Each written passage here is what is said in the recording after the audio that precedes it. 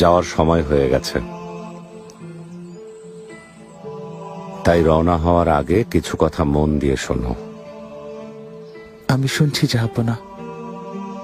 মুস্তাফা বাহাদুর ছেলে আমার, শোনো।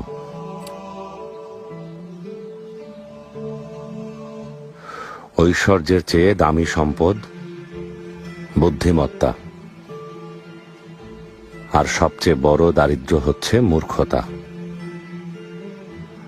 নিরর্থক ভয় পাওয়া হচ্ছে সবচেয়ে বড় দুর্বলতা, আর সবচেয়ে অধিক মূল্যবান বিষয় হৃদয়বান হওয়া। শোনো,